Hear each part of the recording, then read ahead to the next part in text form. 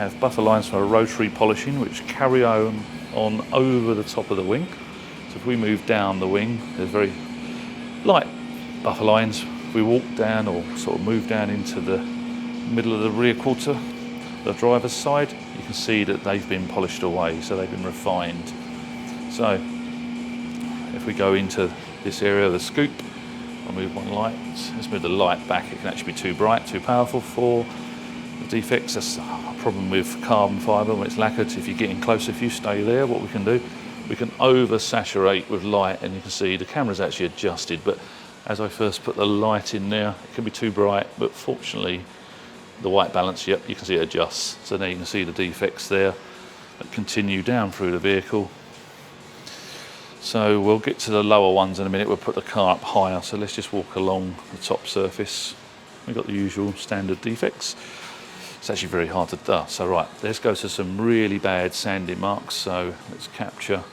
Again, I'm going to take the light further away and move the light around. So you can see that matte finish. Let me swap lights to a not so bright light. It's actually really heavy, poor sanding marks. There you go, there's a very good example. It's actually what we call pigtails. So if we measured the actual size of those little ringlets, we could actually work out what type of sander it was that was used to sand that down. I mean, looking from it here, it does look like it's about 3-4 mil, maybe even a 5 mil sander. So that's an air-driven sander, possibly an electric Merkur one, but it's not one of these polishers that's converted into a sander. So let's walk around the back of the car.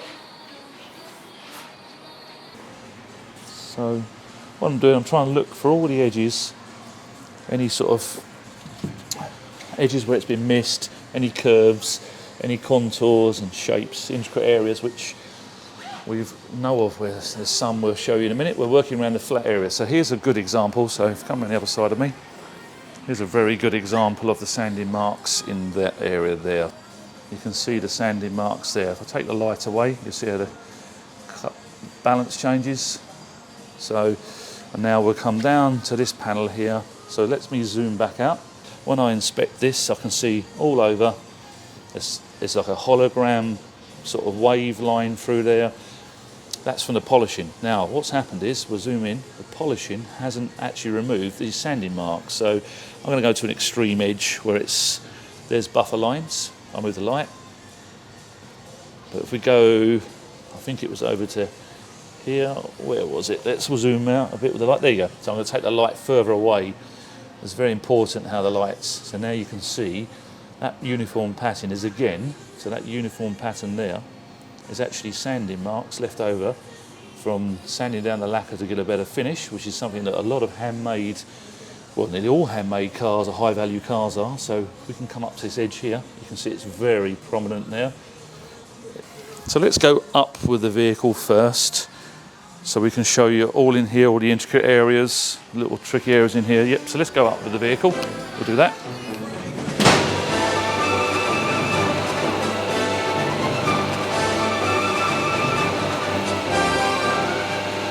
So we come around here, we was talking about the tricky little areas, the bits that are missed. So if you can capture that at all, right on this edge, there's sanding marks, quite good sanding marks. So you can see again, there's sanding marks on that edge. If I turn the light off, you can see the importance of a light. You might just bear in mind how that's matte there and dull. When I put the light on, wait for the white balance. If I pull the light away, you can see a dullness down the edge. It's where it's been sanded on this edge and hasn't been polished enough on the edge.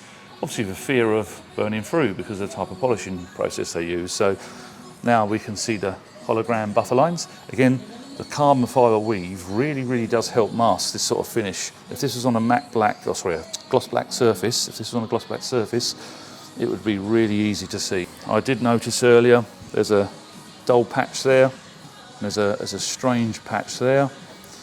So we've got a similar thing to the other side. There's a strange witness mark there. Not too worried about it. There's a residue of compound splatter in there. There's residue of compound splatter right up in there where they've polished. So I can see evidence of polishing there with the rotary buffer. Again, there's white compound down in this edge in here. There's evidence of it in there. So, and then obviously we get round to the usual buffer line problems through here. So this robs it of clarity and gloss. where it's all dull. This white up in here, so it's been sanded really badly. So all of this, all through here, it's all white, it's all dull, but that's got probably the best scratches there. Shall we zoom in more? I don't know if it is, it's right in, isn't it? So there's some really bad scratches in there that if I put my hand in there, you'll see it focus, you can see it's white. So we've got to polish all the way down in there. That's been missed, but it's not a problem. We're going to have to just get in there. If it's by hand or with little machines, we can show you that on another video of what tools we use, how we're going to use them, why we choose the tool we do. So this is quite normal of a expensive handmade car. So we got some really strong, obvious polishing marks, buffer lines through there, which we can fix quite easily. So we got the exactly same problem as the other scoop down in here. So you can see down in there, there's the whiteness. It's not a shadow all down in there. That is actually all dull, sanding, really bad. But yeah, it's not that bad, is it? It's just in tricky areas. I'll let the ramp down.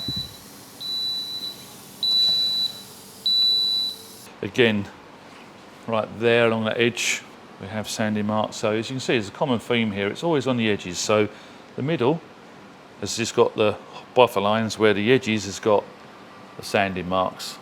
So what I'm doing, I'm checking all the tricky parts that everyone's misses on a car. I mean, there's a perfect example there. It's going to be exceptionally hard to capture. It's actually along on the reverse edge in there that it's actually dull. So it's just white, dull there. And that, you can get an idea of how, that's my small finger, that's my larger fingers. You can see how narrow it is. It's probably 3 mils, a little edge there that's matte.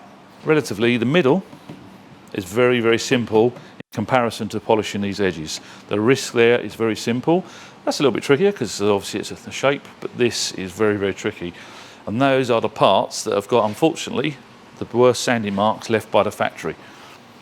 This is very, very typical of any, as I said earlier, any supercar, hypercar, handmade car, even sort of recreation classic cars. It's not just because it's a sports car it has these defects. It's because a man has got involved, or should I say a human, let's say a human's got involved, and with, on probably the wrong knowledge, the pressure of time constraints, of how quick they must get the car built and made, because time is money and everything's on a profit when it comes to building a car. And you have to realise that building a car such as one of these, probably 1 in every 200 customers would actually worry and notice these sort of defects there, because what you're actually buying is a high performance supercar. There's a little dullness patch through there. You're buying a hypercar with hypercar performance, and it's a track focused car. And really and truthfully, same as any of the Italian supercars, they're not particularly worried that the paint is perfect. It's all about the engineering, it's all about chassis, you're buying heritage, exclusivity. What you're not buying is perfect paint or a perfectly built car. The likes of Porsche, BMW, Audi, they actually make cars much better with finer tolerance. These are technically all handmade cars and all hand worked, so every single car is unique. A little bit like the very early days of Ferrari and Lamborghini. They were very unique and handmade, and not one panel fitted another car. So that is all matte through there. Yeah, it's all matte and dull. There's no gloss to that edge there. So as I say, it's all tricky areas.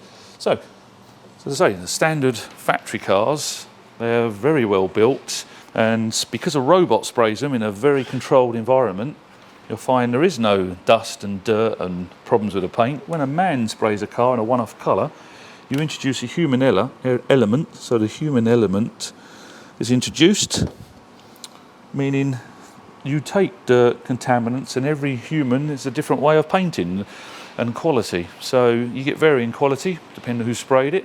When you've got more than one person spraying a vehicle, you get varying quality from one side of the car to the other, or whatever panels they've painted, and so on. So the variations are massive on handmade cars, whereas, say again, robot factory cars, they don't have an opinion, they don't have a personality, they don't get ill, they don't have off days and good days. So you'll find you could buy a brand new Skoda, so Octavia or a Superb, and every single one of them will be exactly the same, whatever defects there is or isn't, will be exactly the same. So it's very consistent. Porsche are exceptionally good for that, for consistency, until you purchase a GT3 RS or a GT2 RS, because they have handmade panels or carbon fibre panels. You have the same problems, the same defects and errors as what we've got on this McLaren. Right, so there's another matte edge. So you can see I'm going around, there's a complete matte edge all the way along this edge here. You can see right in a tricky area. That's actually a bit bigger than my thumb this time, but on that curve there, it's all dull from sanding. This also helps if we polish this paint. We know it's chemically clean from the cleaning we've done, and now mechanically clean from abrasion. It gives us the best possibility for the PPF to adhere to the paint. The only thing you have to consider though is we have to make sure after we've polished it, there is no polish residue anywhere, which means panel wiping it down to make sure it's again chemically clean and there's no dust from the polishing process. So it'll be an extensive clean wipe down after we polish the vehicle. That concludes this inspection video. I think I'm happy with what I've seen. Probably the wrong terminology. I'm not happy what I'm seeing, but I'm happy that I know what's wrong with the vehicle and that we can fix it. Am I happy that a £1 million car comes out of this? No. Am I happy that it does and we get to fix it? Of course. So yeah, I'm happy that there's nothing horrendous. It's just going to take longer than a normal car really, because of obviously the shapes. But I've not found anything really untoward. It's really bad. Or I've just found possibly the worst defects possible. I do need to get a cloth really, but you can see it there. It's going to be tricky to get on top of. But if we zoom in again, that is really, really bad along there. So again, it's a tricky area. It's all flat. It's very thin. It's the size of my finger. Goes all the way along that area there. I've noticed that's been painted in black there, which it has both sides. It's like they put black over the carbon to disguise something. But you get the idea of the defects on this McLaren Senna. So in the next video, you'll see us polishing this Senna. Thank you very much for watching. Goodbye.